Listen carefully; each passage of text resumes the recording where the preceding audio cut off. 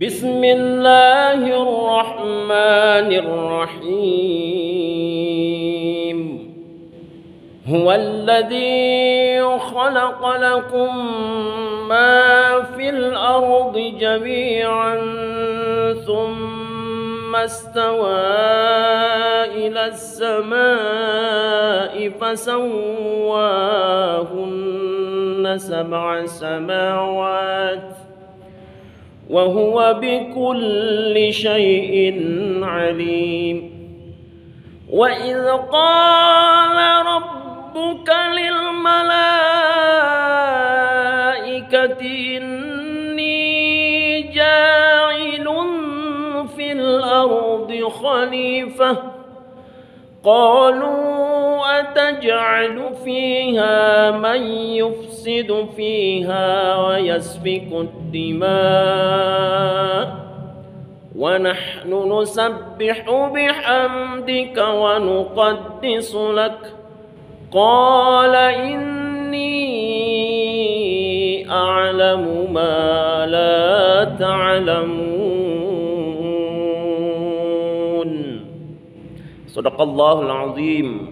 Assalamualaikum warahmatullahi wabarakatuh. Saudara-saudaraku seiman, saudara-saudaraku sekemanusiaan, saudara-saudaraku sebangsa setanah air, berjumpa lagi dengan saya Fares. Seperti biasa, kembali saya ingin menguploadkan sebuah video untuk Anda semua.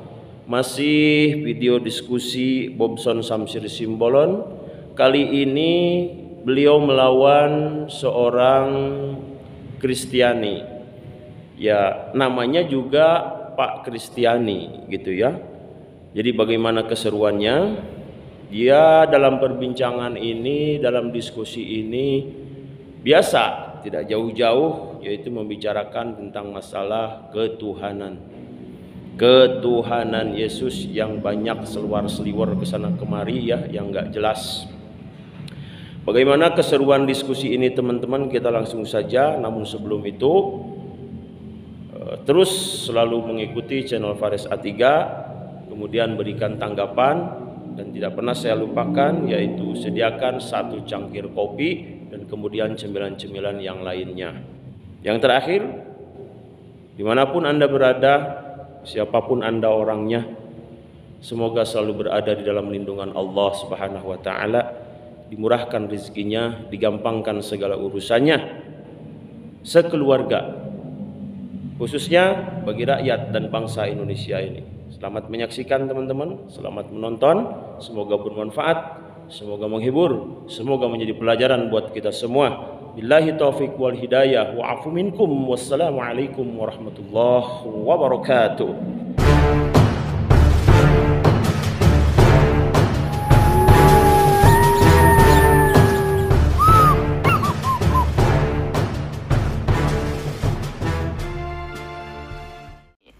Tersebut hanya sekali, tapi setelah itu tidak tahu lagi ini Nabi Agabus ini apa, siapa yang mengutus. Tapi ada Nabi Agabus namanya. Nah, kalau dia Nabi, terus dia pakai kitab apa pada sebelum berkumpul di Antioquia, sebelum Alkitab dikanonkan? Tentu kan Nabi mengajar ya, ada umatnya ya. Dia pakai kitab mana? Gitu loh. Jadi kalau memandang Alkitab itu jangan memandang pada saat Yesus ada atau setelah Yesus bangkit, Alkitab itu langsung ada. Keliru. Keliru itu. Kitab Matius itu yang menggunakannya ada satu kelompok jemaat. Kitab Lukas ada yang menggunakannya satu kelompok jemaat. Jadi kelompok-kelompok jemaat ini menggunakan masing-masing kitab. Gitu loh.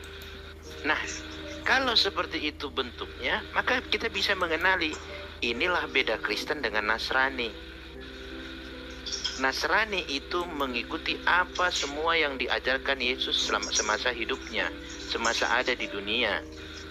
Tetapi Kristen diajarkan tentang Yesusnya, bukan tentang apa yang diajarkan Yesus, tentang Yesusnya. Maka karena tentang Yesusnya yang diajarkan, muncullah teori penyaliban, penebusan dosa. Itu kan tentang Yesusnya. Jadi Bang, itu penebusan dosa dengan penyalipan itu adalah teori ya? Adalah itu satu teori yang digunakan mengajarkan pengajaran ini tadi, gitu loh. Oke. Gitu. Bang Alfa, mohon maaf, di mute dulu Bang Alfa.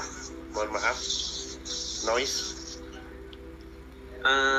Gini Bang, menurut Abang kalau dalam kasus penyaliban ini memang Abang benarkan tidak untuk penebusan dosa? Ya, itu tidak ada. Tidak ada pengajaran Yesus yang mendukung itu. Berarti memang Yesus itu tidak disalib ya, kalau menurut pandangan Nasrani ya? Kalau saya mengartikannya seperti ini, tentang penyaliban ya. Benar tidak Yesus itu yang disalib? Di Yohanes dikatakan ketika Yesus dibaptis, maka terbukalah langit, nampaklah cahaya, turunlah merpati, dan terdengarlah suara, inilah anak yang kukasihi, hanya kepadanya lah aku berkenan. Begitu ya. Nah, setelah kejadian itu, maka Yesus menyembuhkan orang sakit. Wah, benar ini. Nah, membuat apa? Yang lumpuh berjalan. Wah, benar ini. Berarti hanya kepada dia berkenan. Yesus bilang sembuh. Yang menyembuhkan siapa? Bapaknya. Nah, sampai kepada Yesus berdoa di Taman Getsemane. Yesus berdoa itu sampai beberapa kali berdoa. Doanya itu, ya Bapa, lewatkanlah cawan ini daripadaku, lalukanlah cawan ini daripadaku, tetapi kehendakmu lah yang terjadi. Kira-kira Yesus berdoa minta cawan itu dilalukan, dikabulkan apa enggak sama Bapaknya? Kalau tidak dikabulkan maka bertabrakan. Hanya kepadanya lah aku berkenan.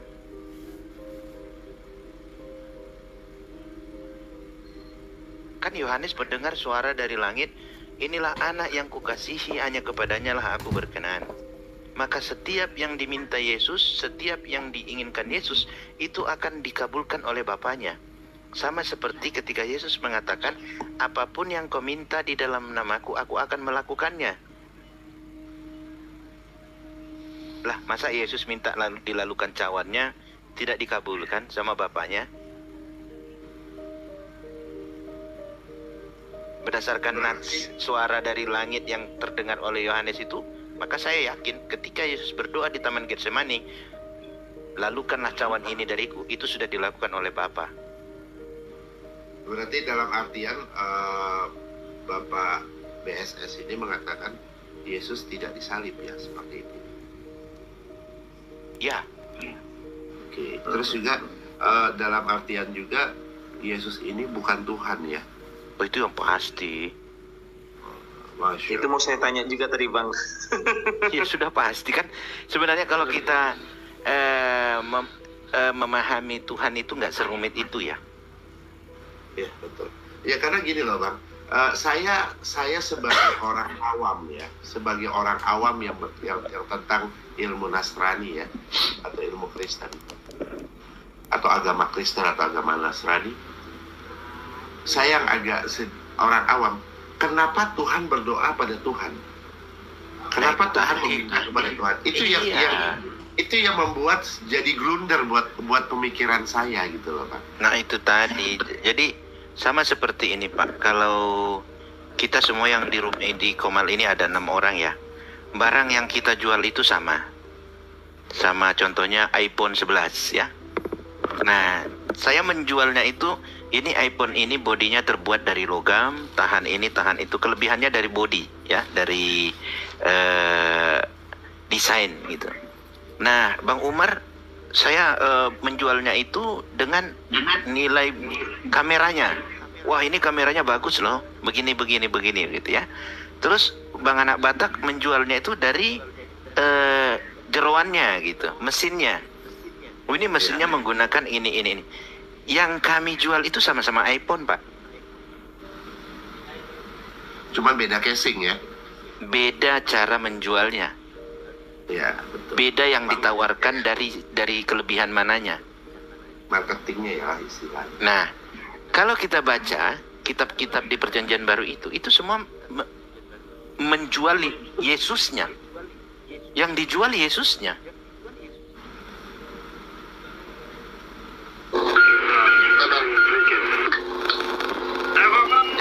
wajar ketika di kitab Markus ceritanya berbeda, di Lukas ceritanya berbeda, di Yohanes ceritanya berbeda, karena mereka mengkisahkan dari sudut pandang mereka masing-masing. Gitu. Halo, selamat malam semua. Selamat pagi. Selamat pagi. Selamat pagi. Malam pagi. Assalamualaikum Bang Umar. Tadi sudah ditanggapi. Belum. Saya mau menyapa Bang BBS dulu. Bang BBS apa? BSS Lama nggak live Bang BBS? Bang Bob lama nggak itu? Iya. Bang Bob lama nggak live? Iya, udah hampir 1 tahun lebih ya gara-gara kerjaan, Pak. Enggak lah. Sempet. Enggak, kemarin masih sempat apa sama Rudi Johannes juga apa? Oh iya, saya kan itu sering naik di sampean kan? cuman 2 Saya kan kali, sering Pak. naik di tempat sampean. Iya 2 kali gitu. Masih ngikuti anak Batak? Masih ngikuti prosesnya anak Batak? Terakhir ini udah enggak sih, Pak, karena saya juga ada perkara di Batam. Ini lagi di Batam itu, jadi nggak ngikutin, waktunya nggak cukup, Pak. Oh iya, ya saya kaget aja loh Bang Bob kalau saya lihat diskusi terakhir sama Kang Alif ya, sama Ustaz Alif itu kan. Nah kalau Bang Bob ini pernyataannya seperti itu ya bakal banyak tantangan itu di teman-teman Kristen gitu. Apa statementnya? Mungkin ada ayam Kristen, mungkin coba kita santai aja pagi-pagi soalnya. Moga-moga Kristen. Iya, tadi sepertinya tidak terjawab ya tentang tadi doa Yesus di Taman Getsemani itu ya. Tadi belum ditanggapi ya. Gini aja Bang, coba menurut Abang penanggapannya Bang, gimana Bang? Iya, terima kasih Bang ya. Jadi sama sebenarnya pertanyaan ini sama dengan yang dimana Yesus mengatakan aku haus sewaktu di kayu salib ya, atau aku lapar. Ya konteksnya kita harus mengetahui ya, kita mempercayai sebagai orang Kristen bahwa Yesus itu adalah betul-betul manusia ya, sama seperti kita. Artinya apa? Di Getsemani, di saat tetes-tetes darah itu, seperti tetes-tetes darah, keringatnya itu bercucuran ya, dia sebagai manusia pastilah takut ya, gemetar gitu ya. Jadi kita harus melihat konteksnya sebagai apa dia mengatakan seandainya cawan ini bisa berlalu dari aku, artinya cobaan itu ya, cobaan penyalipan itu, kematiannya itu ya.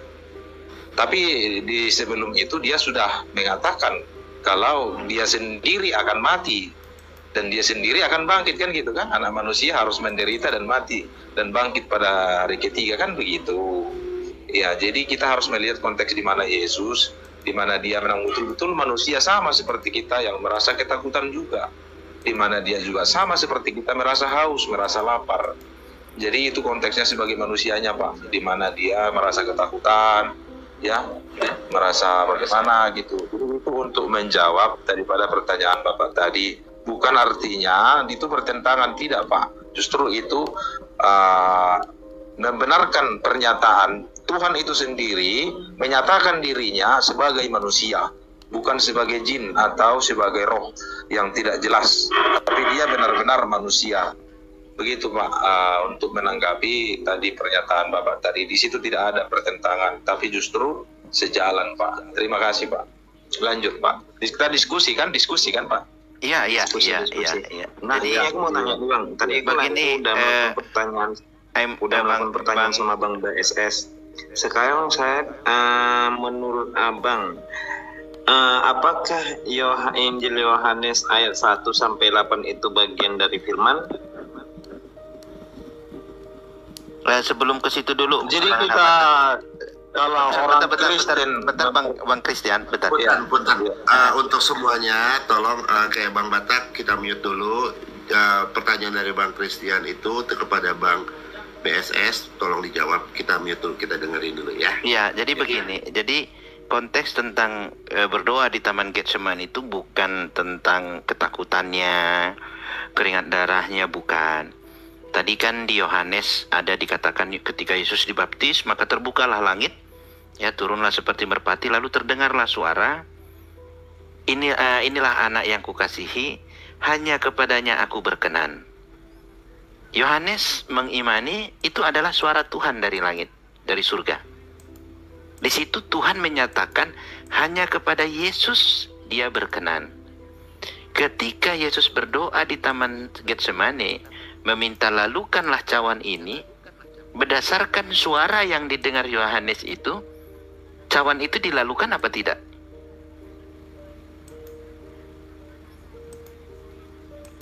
Saya mau menjawab ini Pak ya. Iya, iya. Iya, terima kasih Pak.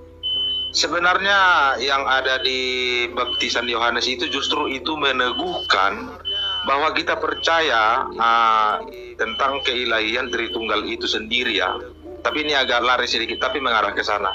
Di mana di situ jadi menyimpulkan keadaan Tritunggal itu, di situ ada Bapa berfirman kepada Yesus itu waktu dibaptis, dan ada di situ Roh Kudus. Artinya ada 3 oknum di sini. Begitu loh Pak. Itu sangat berkesinambungan dengan Tritunggal ya. Tapi kalau disambungkan dengan tentang apa tadi? Aku berkenan kepadamu, artinya karena dia meminta di Taman Eden berdoa, begitu ya, seharusnya itu dikabulkan, begitu kan? Iya. Maksudnya kan? Ya, tapi begini, itu sebenarnya ya, kita memahami konteksnya itu seperti apa. Dan dia sudah tahu bahwa dirinya sendiri sebenarnya sudah dinubuatkan, dia sendiri sudah diwahyukan ya sebelumnya beribu-ribu tahun yang lalu, dan memang dia harus seperti itu Pak.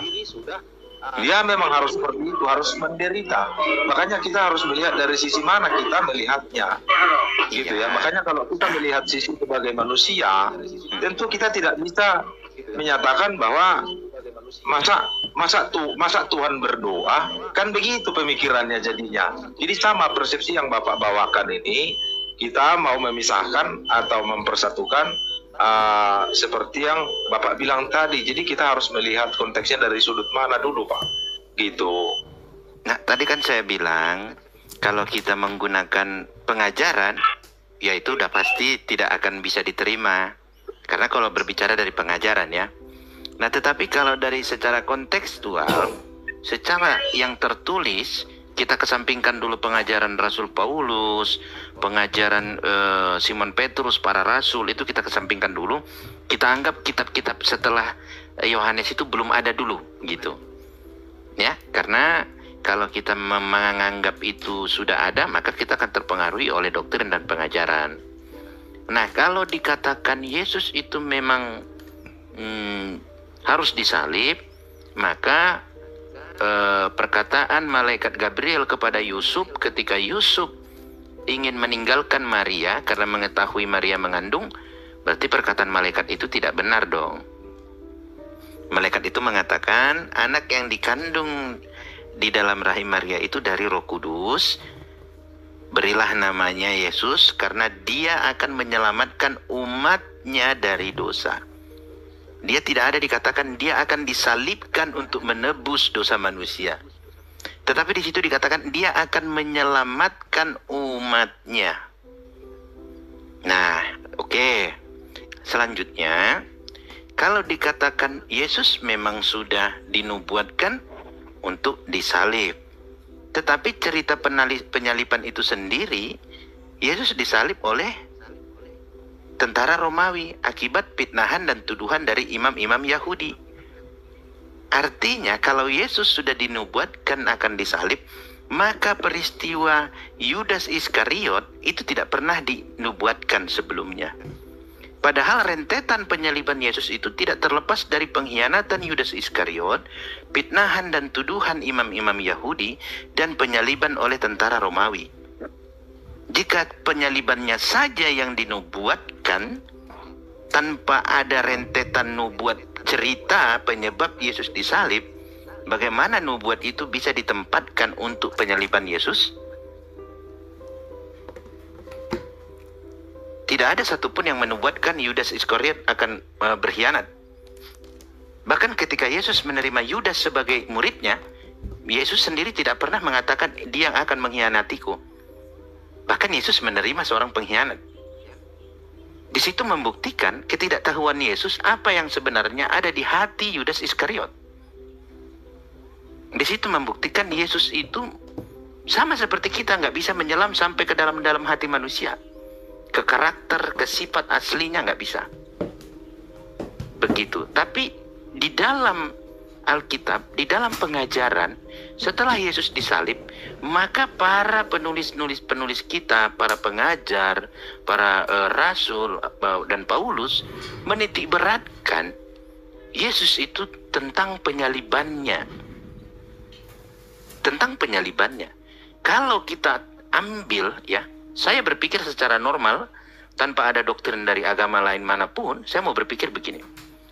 Kalau ternyata penyaliban itu suatu peristiwa yang luar biasa dalam kehidupan manusia, maka bangsa Romawi berjasa untuk penyaliban itu. Kalau tidak ada tentara Romawi, Yesus tidak akan disalib.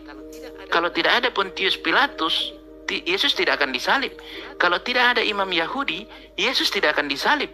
Itu tidak bisa kita bilang, oh enggak, karena begitulah kenyataannya. Begitulah cerita yang sebenarnya di dalam Alkitab dituliskan. Apakah kita bisa mengatakan manusia itu, Yesus menebus dosa manusia di kayu salib? Oh, berarti tentara Romawi ada andilnya dalam penebusan dosa manusia. Karena ada andil tentara Romawi di dalam penyaliban itu. Dalam peristiwa penyaliban itu. Wah, itu tidak akan bisa saya terima dengan akal saya dong. Karena apa? Peristiwa penyaliban itu adalah peristiwa yang terjadi dengan rangkaian cerita sifat dan karakter manusia. Itu penyaliban itu terjadi kalau berdasarkan cerita di Alkitab. Begitu. Iya, jadi saya jawab ya Pak, sedikit ya. Boleh. Iya, jadi memang kalau sekilas kita mau melihat pandangan kita, ya itu rasional sekali kata Bapak itu ya. Tapi pemahaman kita seperti ini Pak, tentang penyaliban Yesus. Jadi bukan Yesus tidak tahu apa rencana Yudas ya. Bahkan Bapak mungkin kalau pernah membaca, Yesus mengetahui kok bahwa dia akan mati ya. Bahkan siapa yang mengkhianatinya juga tahu pas waktu perjamuan kudus ya. Ya. Dan lakukanlah apa yang hendak kamu lakukan. Dia mengatakan seperti itu kepada Yudas. Jadi waktu itu para murid bertengkar di situ ya. Siapa sih di antara kita yang jadi pengkhianat? Tapi mereka tidak mengerti apa yang dikatakan Yesus. Lakukanlah apa yang hendak kamu perbuat. Iblis telah merasuki Yudas dalam hal ini. Jadi bukan Yesus tidak tahu sekali. Gitu. Tapi artinya begini. Kami percaya bahwa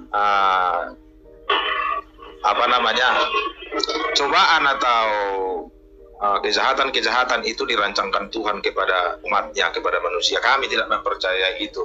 Tetapi yang benar adalah iblislah yang merancangkan semua kejahatan. Jadi dalam hal ini Roma atau Yahudi, rabi-rabi Yahudi pada waktu itu memakai wadah orang Yahudi atau orang Roma untuk melakukan rencana iblis tadi. Jadi itu hanya wadah Pak, wadah itu dalam penyaliban itu. Berarti ya, jadi seperti itu pemahamannya. Berarti iblis menggunakan tentara Romawi dan imam Yahudi untuk menyalibkan Yesus, begitu ya Pak? Iya betul. Nah berarti iblis berperan dalam penebusan dosa. Bukan begitu. Jadi iblis tidak mau ada orang yang bisa menyelamatkan dosa. Dia tidak menghendaki supaya manusia itu terselamatkan. Tapi kan itu loh, begitu ya, arahnya. Jadi iblis tidak mau kalau manusia itu bisa diselamatkan oleh siapapun. Iblis sudah tahu siapa Yesus itu. Dia sudah tahu, iya kan? Bahkan dia dicobai di gunung. Itu ya, di gunung dicobai, lompatlah ini, makanlah ini, jadikan ini jadi roti. Itu semua dicobai iblis dia. Oh berarti iblis menghendaki yang seperti itu Pak. Iya, iblis tidak menghendaki Yesus itu hidup gitu ya. Makanya dia memperalat tentara Romawi dan imam Yahudi agar Yesus disalib gitu. Betul. Lah berarti penyaliban Yesus itu karena iblis dong. Ya itu kehendak iblis Pak, kehendak iblis, tapi Berarti- itu sudah menjadi apa namanya? Ya itu Nubuatan. kehendak iblis Pak. Berarti berarti penebusan dosa itu karena keinginan iblis. Enggak, begini Pak, begini. Jadi kan kita sudah tahu awalnya bagaimana Mesias itu datang untuk menyatakan diri atau untuk menyelamatkan manusia. Ya kan begitu kan awalnya kan? Kita sudah tahu itu. Mesias atau Tuhan? Harus dipisahkan dulu, Mesias atau Tuhan. Ya, Mesias itu adalah Tuhan sendiri itu. Mesias itu artinya bagaimana? Mesias itu bukan Tuhan ya, Mesias, Tuhan. Ya, sebentar.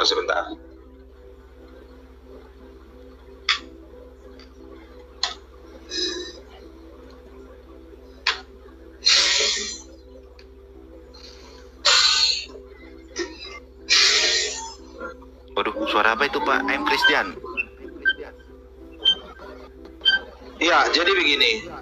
Iblis ini ya sudah menginginkan atau sudah dari dahulu kala pada zaman Adam dan Hawa ya, itu sudah memang tidak menginginkan keselamatan manusia sendiri.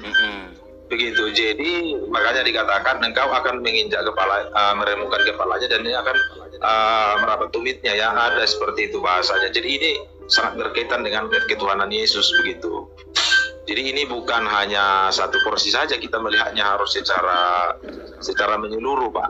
Gitu. Iya, tadi kan Bapak bilang Yesus itu disalib karena ada iblis yang menginginkan dia disalib, begitu ya? Iya betul sekali, iblis lah yang menginginkan kejahatan tentang kematian Yesus dalam hal ini.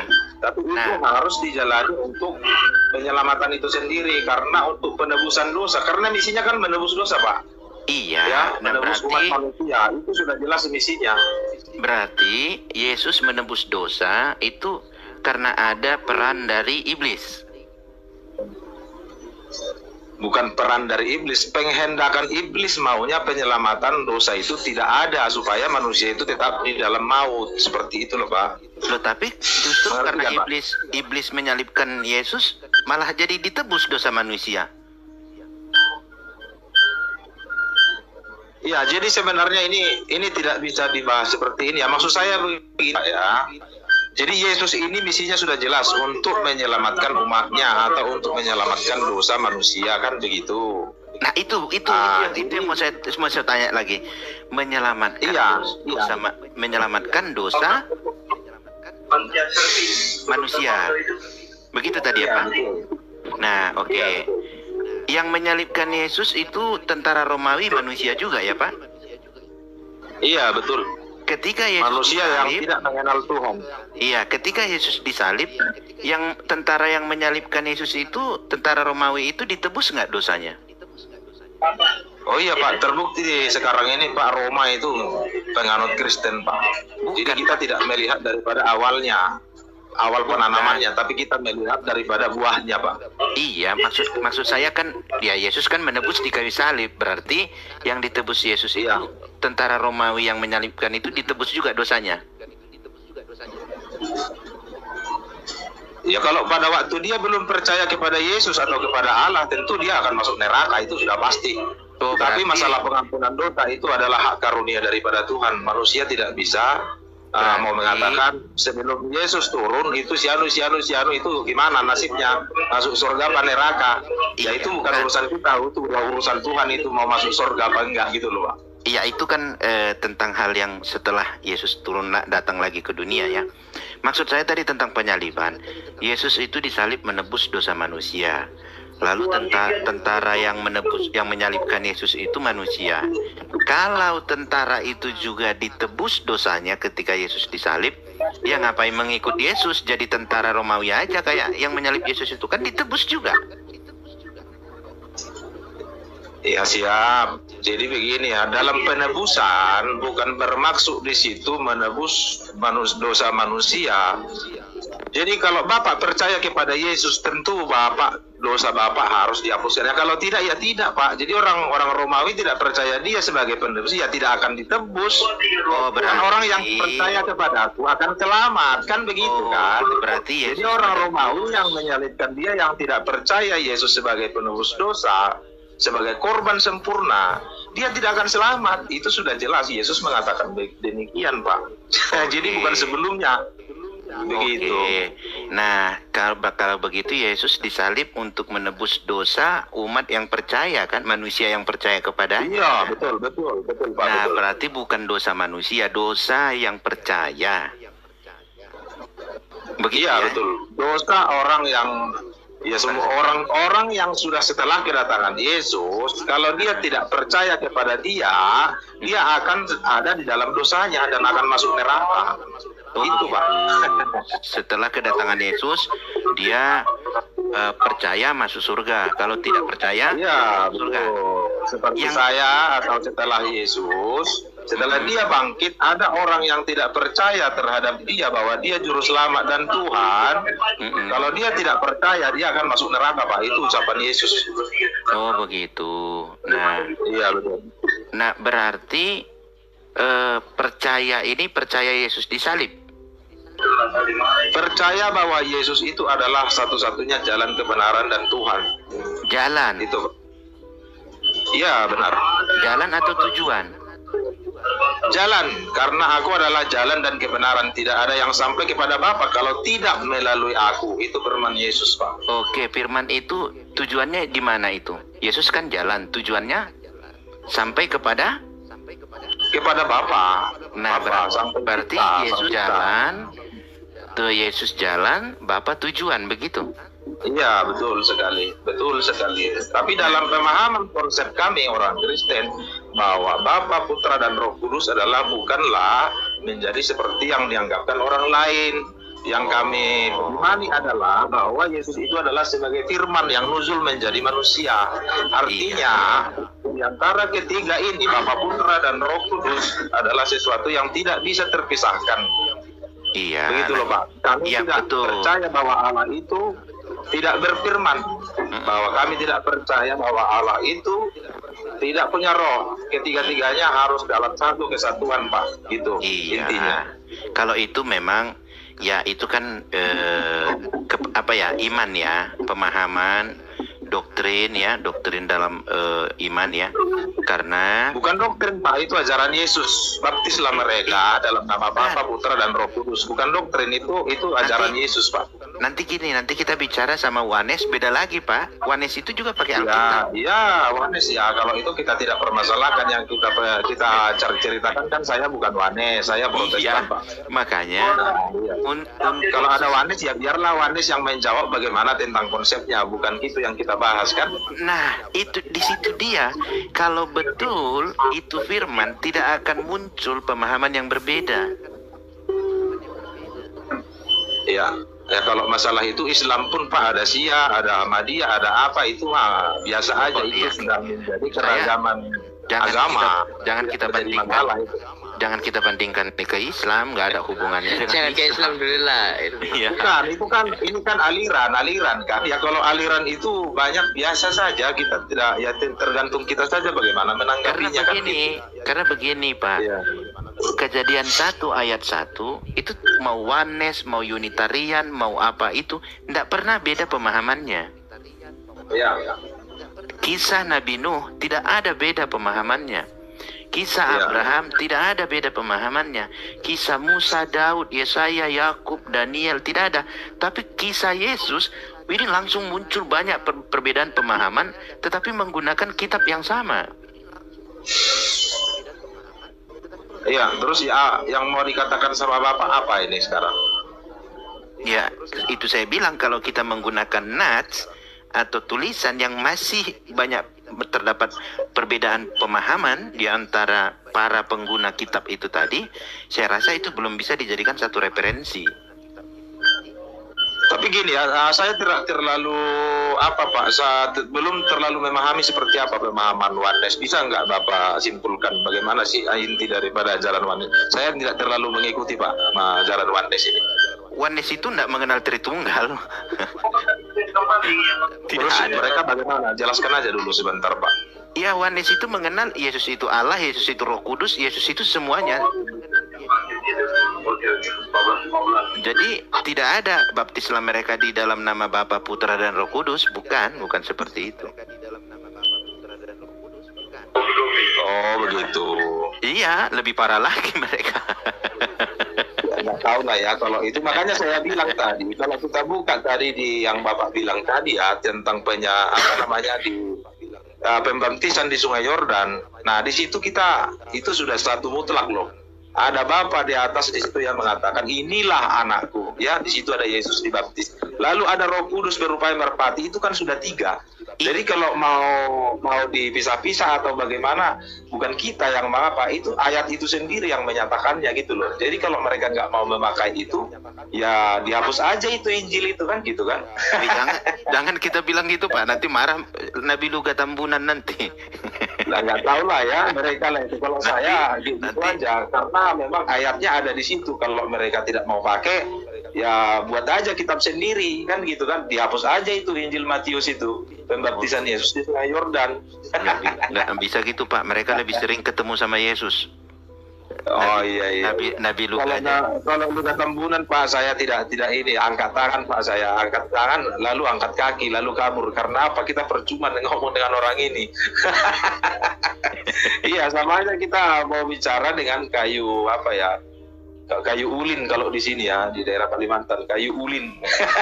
Lebih baik kita menghindar. Karena apa? Kalau kita kena nanti bahaya. Bisa berbisa-bisa kita. Jadi makanya saya bilang Pak Christian, sebenarnya kalau kita membedah dari pemahaman pengajaran, maka kita akan berbenturan dengan sesama Kristen sendiri, gitu. Itu kalau itu tidak masalah itu Pak, dan memang itu sudah dinubuatkan, tidak masalah. Bagi kita itu tidak jadi suatu problema atau kita menyesal atau tidak bersalah itu. Bukan. Nah, tapi kalau istilahnya begini, kalau mereka intinya sebenarnya ada persamaannya. Yang penting intinya kalau menurut saya ya mereka mengakui bahwa Yesus adalah jalan satu-satunya juru selamat. Saya kira kalau mereka masih memakai itu tidak jadi masalah. Kalau masalah penafsiran yang lain begini, ya itu problema lah, itu karunia-karunia. Bagaimana kita saya mau nanya. Kalau mengakui Yesus sebagai juru selamat, tetapi tidak mengakui sebagai Tuhan, itu bisa nggak dikatakan Kristen? Bagaimana Pak pertanyaannya tadi? Mengakui, menerima Yesus sebagai juru selamat, tetapi tidak menerima dan tidak mengakui Yesus sebagai Tuhan. Ya enggak ada tuh itu. Ya sesat lah kalau kita mau. Saya berani mengatakan bidat lah itu, enggak ada itu. Jadi terus jadi apa? Nah itu dia. Berarti banyak orang sesat ketika Yesus di dunia ya. Ketika Yesus mengajarkan kepada orang-orang di dalam bait Allah, berarti yang di bait Allah itu sesat semua. Ya kalau kita mengikuti mengikuti ajaran Yesus ya memang seperti itu Pak. Tapi kan bagaimana ya, tidak mungkin kita mau menyesatkan orang kan. Lah tidak kita tadi udah bilang bidat, kan kita menyesatkan itu namanya. Maksud saya di luar konteks kita dalam diskusi ini. Masa kita di luar sana, kita teriak kamu itu di luar Kristen masuk neraka, kan tidak mungkin begitu Pak. Iya. Gitu loh, tidak mungkin. Hal sesuatu yang tidak mungkin. Cuma intinya kita memberitakanlah ini loh jalan kebenaran. Tidak ada yang sampai kepada Bapak kalau kamu tidak percaya ya terserah. Masalah dia bertobat apa enggak bukan urusan kita, itu urusan Roh Kudus Pak. Jadi tidak ada sistem paksa. Yang penting kita sudah memberitahu. Sebatas itu kok, segampang itu kok Pak. Iya, ya. Karena begini, kalau kita kaji lagi, percaya Yesus sebagai juru selamat, tapi tidak percaya dia sebagai Tuhan. Karena ketika Yesus hidup, siapa mengaku Tuhan? Ya. Ketika Yesus hidup ya, berdasarkan kisah isi perjanjian baru ya, kitab Markus, Lukas, Yohanes, Matius itu, siapa sih ada orang pada saat itu berdoa kepada dia atau menyembah dia sebagai Tuhan? Ya murid-muridnya lah, siapa lagi? Waduh. Setelah kebangkitannya ya, setelah kebangkitannya. Nah itu, jangan dulu setelah. Nggak ada ya. Berarti, iya. Berarti pada saat Yesus di bumi itu tidak ada yang mengakui dia sebagai Tuhan. Ya belum lah.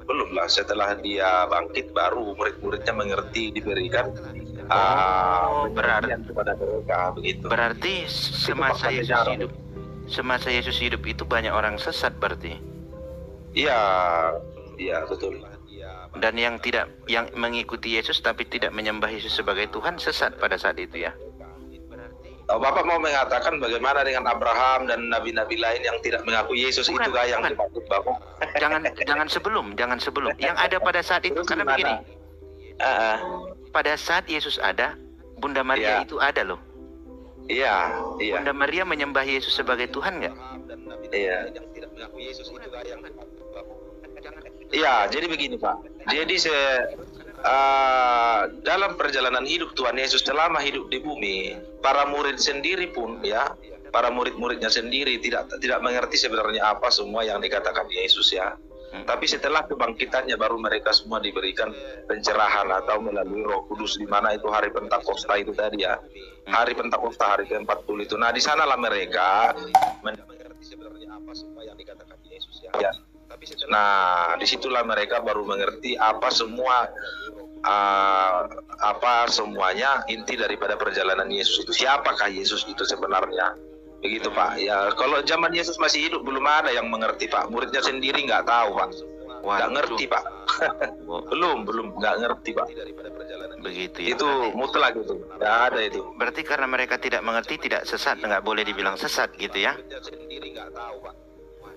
Bukan sesat, masalahnya tidak tahu dan tidak tahu masalah sesat atau tidak, bukan ada urusan sesat nggak sesat, belum tahu karena belum dipenuhi Roh Kudus. Bapak ingat waktu Yesus itu disalib ya, kalau sering baca Alkitab, bahkan Petrus menyangkal dia kok. Saya nggak mengenal karena ada orang Yahudi di situ. Ini adalah salah satu dari mereka. Lalu Petrus mengatakan, kamu ini aneh, kamu ini sembarangan, kamu ini. Saya nggak kenal dia. 3 kali loh itu disangkal. Itu karena apa? Karena memang belum mengerti mereka ya. Tapi setelah Yesus bangkit, mereka semua diurapi, bahkan sampai dirinya pun tidak mereka pedulikan demi memperjuangkan, memberitakan Injil itu sendiri. Nyawanya aja tidak berharga baginya Pak. Murid-murid Yesus itu mati martir semua Pak. Oh, mati martir. Iya, mati martir semua Pak. Jangan semua. Bapak pun tahu itu cerita. Nggak semua mati martir. Ya, nggak semua, tapi kebanyakan Pak. Ya, Petrus mati martir ya. Justru lebih ngeri lagi ke bawah kepalanya. Saya tidak mampu mengikuti Yesus. Kata Petrus mati martir. Karena halo? Halo, Pak Christian? Saya tidak mampu mengikuti Yesus. Pak Christian, monitor.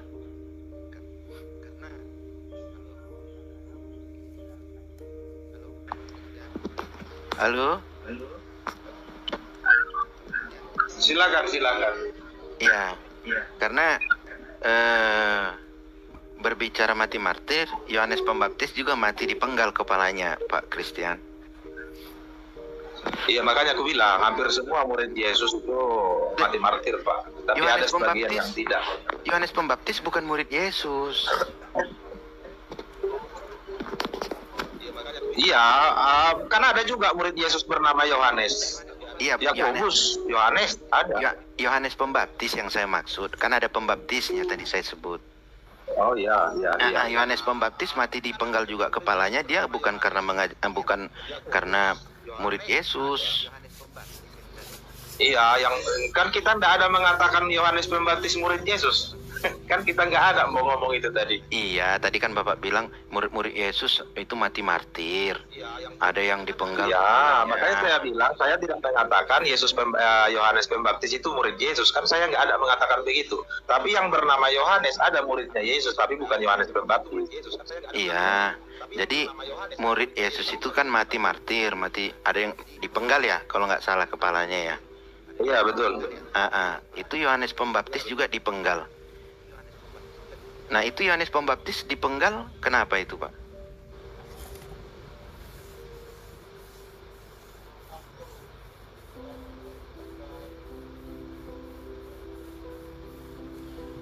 Pak Christian, monitor.